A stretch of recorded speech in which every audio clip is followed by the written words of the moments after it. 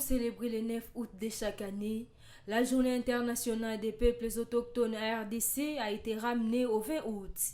Pour cette année, les gouvernements congolais, à travers les vice-premiers ministres de l'Intérieur, Sécurité et Affaires coutumières, a procédé au lancement de la décennie autochtone pygmée. À cette occasion, l'ONG Repalef ainsi que les autres partenaires ont statué les avancées et tracé de nouvelles directives dans les soucis d'améliorer les conditions de vie des peuples autochtones. Pendant les 5 ans ou les 10 ans à venir, mon peuple s'engage à promulguer une loi en République démocratique du Congo relative à la promotion et à la protection de peuples autochtones pygmées et de veiller à sa mise en œuvre effective par toutes les entités du pays. Développer un fonds national susceptible de garantir le développement durable et intégral des autochtones pygmées et leur intégration définitive dans la vie nationale. Il est également une occasion pour les mouvements et organisations autochtones pygmées d'identifier les priorités afin d'appuyer ces engagements du gouvernement congolais. Les membres du réseau des populations autochtones et locales pour la gestion durable des écosystèmes forestiers ont reconnu les efforts du gouvernement congolais et celui du chef de l'État en faveur de ces peuples. L'État congolais vient de prendre l'engagement de travailler sur la cause autochtone pendant 10 ans. Donc le vice-ministre vient de déclarer la décennie autochtone. Sur le fait d'avoir des assurances auprès de l'État congolais, de veiller à ce que le chef de l'État puisse promulguer la loi qui est en cours d'examen au niveau du Sénat en faveur des autochtones, mais aussi le fait que l'État congolais veut mettre en place un fonds national sous forme d'une structure qui va veiller sur le développement des peuples autochtones, leur épanouissement, la valorisation de leur culture, mais aussi voir comment peut-être prendre ces cultures et les plonger dans notre patrimoine national en termes de préservation et en termes de sécurisation. À en croire les défenseurs de ces peuples, cette journée permet de faire les points avec les représentants des peuples autochtones de la RDC afin d'évaluer les principales actions qui ont été menées. Ils attendent poursuivre les mêmes actions et s'assurer que les liens entre la culture des peuples autochtones et la conservation de la biodiversité soient maintenus. Le Fonds forestier national a mobilisé 102 de ses assignations budgétaires pour l'année 2021. Cet exploit a été au menu des échanges entre le directeur de cet établissement public, Honoré Moulumba, et la vice-premier ministre en charge de l'environnement et développement durable, Eve Bazaïba, le 20 août. Nous avons dit à son Excellence que nous avions une bonne nouvelle, c'est que à ce jour, le Fonds forestier a atteint 102% des assignations qui lui étaient demandées. Et donc, c'était une avancée importante. Et nous a également donné tout un tas de programmes d'actions que nous devons faire ensemble avec elle. Par exemple, la foire internationale sur le climat à Dubaï, qui est une foire importante où le Fonds forestier doit justement assister et travailler. Il y a la COP26 dont on demande 15 personnes qui doivent y aller, mais il y a un travail important de fond que nous devons faire. Il a par ailleurs annoncé que d'ici septembre, le Fonds forestier national va appuyer financièrement entre 50 et 100 ONG locales dans le cadre du programme présidentiel 1 milliard d'arbres. Notons que ces 102 assignations budgétaires ont été faites en moins de 8 mois. Pendant que la grève des infirmiers poursuit son bonhomme de chemin dans les hôpitaux publics de la République démocratique du Congo, à Mbandaka, chef-lieu de la province de l'Équateur, c'est tout le personnel soignant qui déserte le travail depuis le 2 août. L'hôpital général de Mbandaka, vidé et fermé, c'est l'une des conséquences de la grève du personnel des hôpitaux publics en général et celle des infirmiers en particulier. Bon, la grève concerne tous les professionnels de santé non médecins, disons, bref, tout celui qui n'est pas médecin dans le secteur de la santé, ainsi que les personnels administratifs. Ils revendiquent l'amélioration des conditions de travail d'abord, la réduction des écarts des paiements entre eux et les médecins, parce qu'on ne peut pas comprendre que dans le même secteur, il y a les uns qui vous touchent 80 000 francs congolais, 90 000, et les autres qui vous touchent 2 millions. Et tous vous travaillez ensemble et par moment, vous avez une charge de travail qui est au-delà de ceux qui touchent les 2 millions. On revendique l'alignement. Dans le secteur de la santé, il y a de ces professionnels de santé non médecins qui sont des licenciés, qui ont même des thèses, des doctorats, qui ont des maîtrises, mais qui sont payés comme des personnes qui n'ont pas bien étudié par rapport à ces mêmes médecins qui sont aussi des licenciés comme les autres.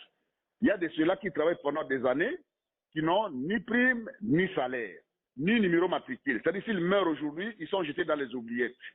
Bien que le banc syndical de tous ceux qui représentent toute cette catégorie de personnes soit à pied d'œuvre pour chercher des pistes de solutions, des accords avaient été signés au mois de juin mais n'ont jamais été mis en pratique. La grève n'étant pas sans conséquences, quel est le sort des malades évacués? La grève est sèche pour tout le personnel non médecin, infirmiers, administratifs, tout le monde, jusqu'au moment où le gouverneur se rendra compte qu'il y a des gens qui travaillent et qui doivent prendre en charge correctement. Donc, ici, les hôpitaux sont, vous ne trouvez personne, en dehors de quelques rares médecins qui sont débordés, et donc les hôpitaux de l'État sont déserts. Contacté à ce sujet, le président national de l'Ordre des infirmiers a indiqué que la solution est en cours. Bon, je crois que le gouvernement et les syndicats se sont mis d'accord. D'ici quelques temps, ils vont vous dire ce qu'il y a à faire. En ce moment où le pays lutte contre le Covid-19, sans oublier le fait que la ville de Mbandaka ait été le foyer de la maladie à virus Ebola plusieurs fois, il est impérieux que le gouvernement trouve une solution rapide à cette situation. Depuis la journée du jeudi 19 août 2021, les pêcheurs individuels du lac Édouard sont entrés en grève. Ils disent ne pas être d'accord d'utiliser les plaques numériques d'immatriculation avec logo de l'Institut congolais pour la conservation de la nature. Pour ces refus, 32 pirogues ainsi que plusieurs filets de ces pêcheurs ont été saisis par la marine congolaise. Une opération qui a été menée le dimanche 22 août à Wishumbi en présence des autorités locales ainsi que de la population. Si nous pouvons comprendre bien, ces pêcheurs veulent être dépendants de l'État congolais que d'être dépendants des associations. Ils veulent que l'État congolais puisse délivrer lui-même ces plaques d'immatriculation au lieu de l'ICSN et la COPEVI. Et nous signalons que c'est depuis aujourd'hui matin que les pneus ont été brûlés à Vichumbi, même à Nyakakoma. En quoi les autorités de la région, cette action rentre dans le cadre de la réglementation de la pêche sur le lac Édouard. Cette méfiance a suscité des troubles à l'ordre public. Aimé Mokanda, notable de cette région, appelle les gouverneurs militaires et des pêcheurs de se conformer aux normes exigées par l'État congolais. Nous voulons voir nos autorités politico-militaires et administratives venir en aide aux pêcheurs sur les eaux du lac Édouard. Puisque sur les eaux du lac Édouard, il y a beaucoup de problèmes. Nous alertons chaque jour, mais il n'y a jamais eu de solution. Il semblerait que le gouvernement a la volonté de trouver des solutions à beaucoup de problèmes, soit d'arrestation, pour libérer nos pêcheurs en Ouganda, mais on n'a pas la bonne volonté de poursuivre cette initiative. Puisque souvent nous alertons, c'est nous qui savons la réalité, mais au cas où ils veulent venir négocier avec l'Ouganda, on nous oublie. Selon les témoignages de certains semeurs de troubles, il y a beaucoup de problèmes qui entravent la pêche dans cette contrée du pays et demandent au gouvernement congolais, par son ministère de pêche et élevage, de commencer par réconcilier les différentes structures qui gèrent les lacs Édouard, dont l'ICSN, COPEVI, avec les communautés de pêcheurs individuels pour que règne la paix autour du lac. À l'issue de l'audience lui accordée par Augustin Kumba, directeur du cabinet du ministre des Hydrocarbures, la société pétrolière et gazière nigériane Owando a signé un accord de partenariat avec le gouvernement de la République démocratique du Congo pour l'exploitation des blocs pétroliers. Pour la délégation de la société Owando, il s'agit d'une évolution qui attend mettre en contribution les potentiels pétroliers congolais en exploitation. Nous sommes venus expliquer au ministre la volonté du groupe Owando d'investir en RDC dans le secteur des ressources minérales car le groupe porte un intérêt particulier pour investir effectivement en RDC dans ce secteur. La démarche va consister au partage d'expériences entre les deux parties dans l'objectif de parvenir au bout du compte à un partenariat profitable à tous. Le groupe porte un intérêt particulier pour des secteurs qui sont portés sur les actifs miniers en tant que tels et aussi pour accompagner la transformation des produits ou des actifs miniers directement sur le sol congolais. Et le groupe est bien entendu dans l'esprit de pouvoir accepter la main qui lui est tendue.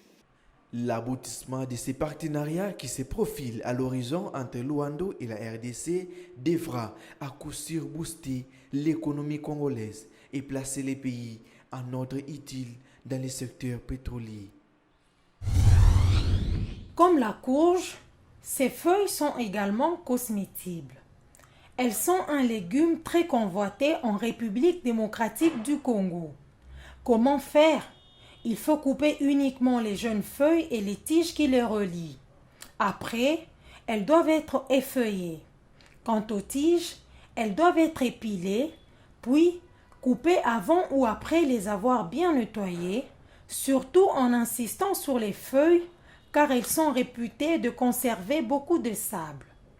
Les feuilles de courge ne contiennent certes pas de vitamines comme la courge elle-même, mais elles sont aimées pour leur goût, en plus de quelques calories qu'elles contiennent.